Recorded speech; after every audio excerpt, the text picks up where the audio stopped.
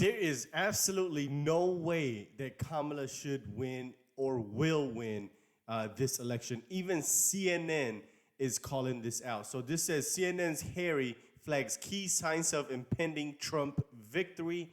Quote, "You can't say you weren't warned."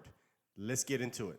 Just 28% of Americans, voters, think the country is going in the right direction, is on the right track. And I want you to put that into a historical perspective for you. Okay, what's the average percentage of the public that thinks that the country is on the right track when the incumbent party loses? It's 25%. That 25% looks an awful bit like that 28% up there. It doesn't look anything like this 42% doesn't look anything like this 28%. So the bottom line is, very few Americans think the country is on the right track at this particular point. It tracks much more with when the incumbent party loses than with it wins. In fact, I went back through history. There isn't a single time in which 28% of the American public thinks the country is going on the right track in which the incumbent party actually won. They always lose when just 28% of the country believes that the country is on the right track. It is. Now, what you're going to hear and what you're going to see on Twitter and all over the media, on social media, is that, well, she's not the incumbent. She's not,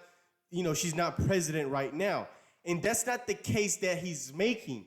He's saying the incumbent party. He's talking about the political party as a whole. He's not talking about the individual politician. So that's what they'll say to deflect from this point that this guy is making, is that, well, Kamala Harris is technically not the incumbent. That's not true. The party is what he's talking about, not the president itself. You are swimming upstream if you're trying to win in this environment. Also, President Biden, on a micro level, a lot of the coverage today is over something President Biden said. On the macro level, what kind of a weight is he on the Harris campaign? Yeah, so, Joe Biden isn't on the ballot, but he's certainly in the minds of Americans, right? So I went back and I looked, okay, was the successor of the same party when the president's net approval rating was negative at this point, which Joe Biden's most definitely is. He's 15 points underwater. Once again, they're talking about party. Now, we don't know if Kamala Harris is going to succeed Joe Biden, but we know back in 2008, George W. Bush, his approval rating was down in the 20s. Did a Republican succeed George W. Bush? No. How about in 1968, Lyndon Baines Johnson? His net approval rating was negative. Did a Democrat succeed Lyndon Baines Johnson? No. How about in 52, Harry S. Truman? His approval rating was in the 20s, if not the upper teens.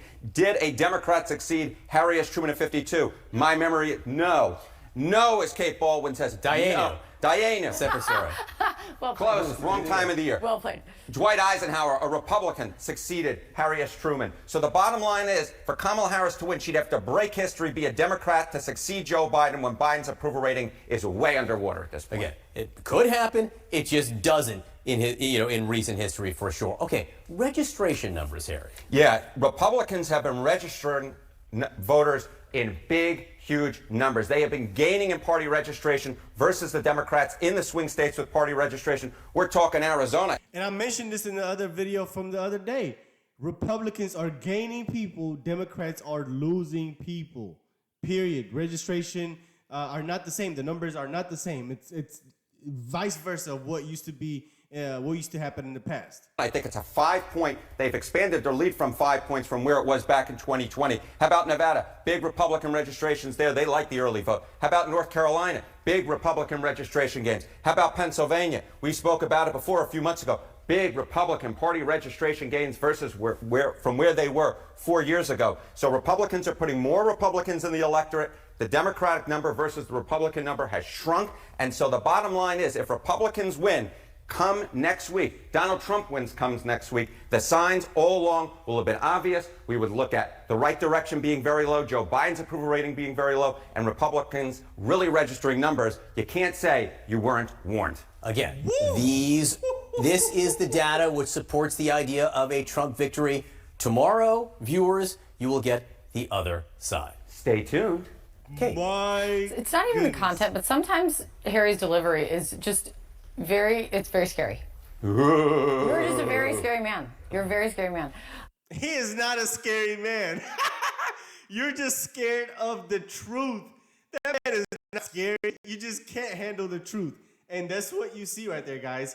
And once again, He said it. He said it. The signs are obvious, and he said, "I warned you. I've told you so." Basically, if Kamala wins, if she wins, there has to have been some type of illegitimacy going on. That's the only way that this is possible, in my opinion, because once again, the signs are there. So let me know what you guys think. Let's talk about this video in the comment section.